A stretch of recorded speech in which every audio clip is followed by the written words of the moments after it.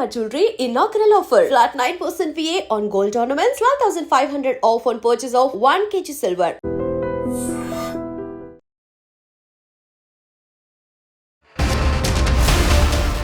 ఈ సంఘటన నిజంగా చెప్పాలంటే కూడా నాకే అసలు ఇంత ఇంత ఘోరంగా ఇంత భయంకరమైన సమాజంలో మనం ఉంటున్నామా?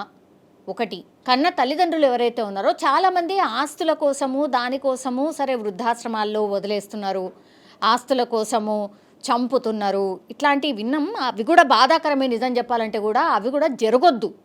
ఇప్పుడు మనకు జన్మనిచ్చిన వాళ్ళనే మనం హింసిస్తే అసలు మనది ఏం జన్మ అన్నట్టు, అది మనం వేస్ట్ అన్నట్టే కదా. ఇక ఒక రకంగా చెప్పాలంటే ఈ ఏమంటారు, జంతువులు ఉంటాయి కదా, జంతువులకి ఏ విచక్షణ ఏముండదు చూడండి, సేమ్ ఇక మనం కూడా అంతే అన్నట్టు లెక్క. కానీ ఇక ఇప్పుడు నేను చెప్పబోయే స్టోరీ అయితే దానికి మించి ఇక అసలు ఏమీ లేదు, ఇక ఏ బంధాలు లేవు, తల్లిదండ్రా లేకపోతే ఇంకోటి అసలు ఏమంటే ఏమీ లేవు.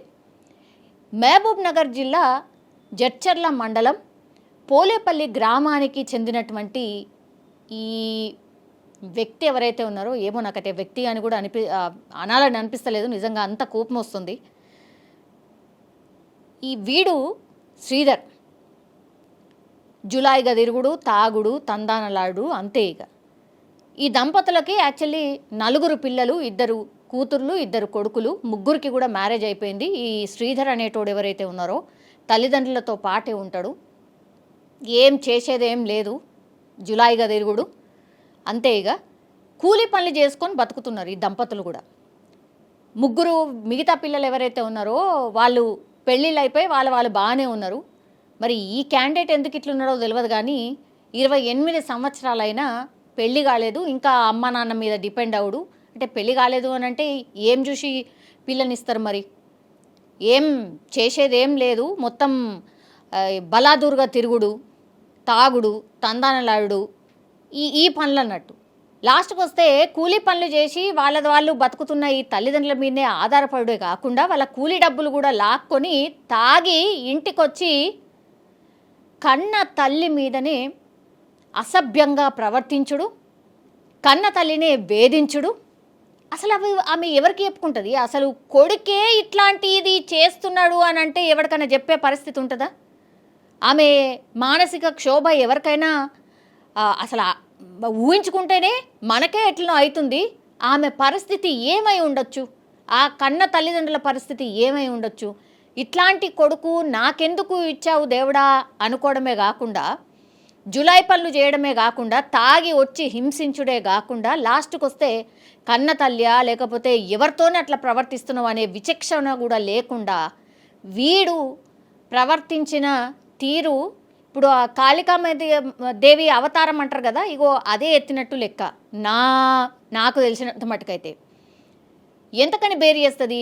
కొన్ని నెలలు అవుతుందట వీడు చేసే చేష్టలు కావచ్చు, వీడు చేసే బిహేవియర్ కావచ్చు, మరి మానసికంగా మంచిగా లేదా ఏందా అని అంటే మరి తాగుతున్నాడు, తింటున్నాడు, వాళ్ళ దగ్గర నుంచి పైసలు గుంజుకుంటున్నాడు, పోతున్నాడు, బాగానే ఉంటున్నాడు. జులాయిగా తిరుగుడు, లాస్ట్కి వస్తే పాపం కష్టం అంతా చేసుకొని వచ్చిన తల్లిదండ్రుల దగ్గరికే వచ్చి అసభ్యంగా ప్రవర్తించుడు, అమ్మను వేధించుడు. అంటే ఆడపిల్ల అయితే సాలేమో, ఇక కన్న తల్లా లేకపోతే ఇంకోట అని ఆలోచించే పరిస్థితిలో కూడా లేడు వీడు.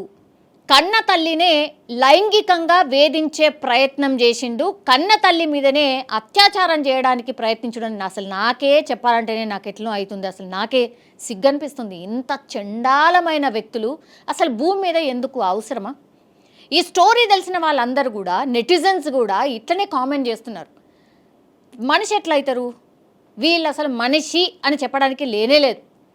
చూడ్డానికి ఎట్లున్నాడు, నిజంగా సూపుకి కూడా వీడు పెద్ద వేస్ట్ అనే విషయమే అర్థమవుతుంది, సూప్కే కనబడుతున్నది.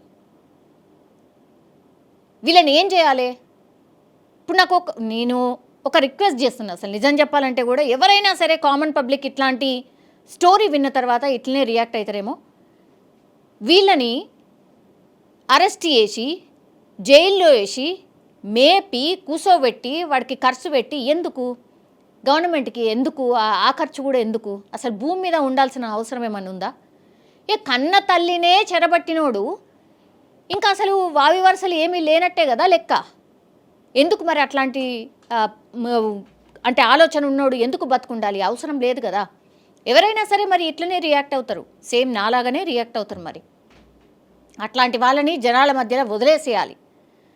వదిలేసి నేను ఎన్కౌంటర్ చెయ్యాలి అనే రిక్వెస్ట్ కూడా చాలామంది చేస్తున్నారు. ఎన్కౌంటర్ కూడా అసలు ఆ బుల్లెట్ కూడా వేస్ట్, టైం వేస్ట్, అసలు పోలీసు వాళ్ళ ఖర్చు వేస్ట్, ఆ బుల్లెట్ ఖర్చు కూడా వేస్టే.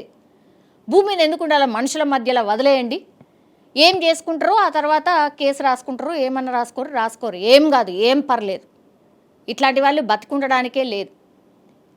తల్లి మీద లైంగిక దాడి చేయబోతుంటే గట్టిగా తల్లి అరుస్తే పక్కనే ఇంకో రూమ్లో పడుకున్న భర్త వచ్చి ఆమెని కాపాడే ప్రయత్నంలో భాగంగా ముఖం మీద ఒక ఇంట్లో ఉన్న కర్రలు ఉంటాయి కదా, అది తీసుకొచ్చి నెత్తి మీద కొడితే వాడు అక్కడికక్కడే పడిపోతే ఆ తర్వాత మళ్ళా కూడా లేచే ప్రయత్నం చేసినప్పుడు ఇంకో దెబ్బ వేసిండు. కన్న తండ్రే కొడుకుని చంపిండు.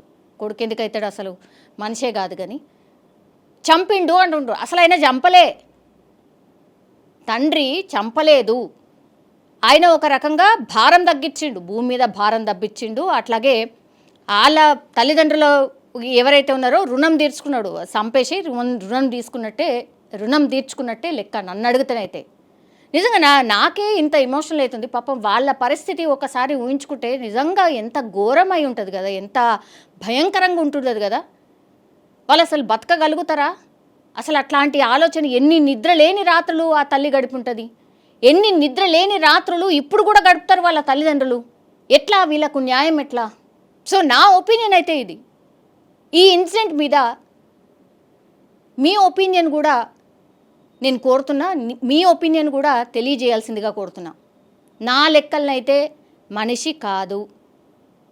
మీరేమనుకుంటున్నారు ఈ ఇన్సిడెంట్కి సంబంధించి? ఎట్లాంటి పనిష్మెంట్ ఇవ్వాలి? అసలు ఇట్లాంటి మనుషుల మీద ఎట్లాంటి చర్యలు తీసుకోవాలి? బతికి ఉండాల్సిన అవసరం ఉందా లేదా? ఇది మీ కామెంట్ రూపంలో తెలియజేయాల్సిందిగా కోరుతున్నా.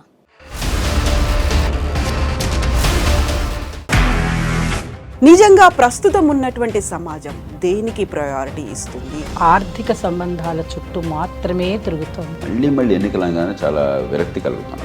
మంచి అనిపిస్తుంది కదా, లేడీస్ కూడా ఛాలెంజింగ్ జాబ్స్ చేసినప్పుడు చాలా బాగుంటుంది. ట్రాఫిక్ అసిస్టెంట్స్ గా నియమించిన ట్రాన్స్జెండర్స్ అందరితో సాల్యూట్ చేయించుకుంటున్నారు. ఫుడ్ డెలివరీ ఇవ్వటానికి వెళ్ళినటువంటి డెలివరీ బాయ్ అనిల్ పై కళ్ళ ముందు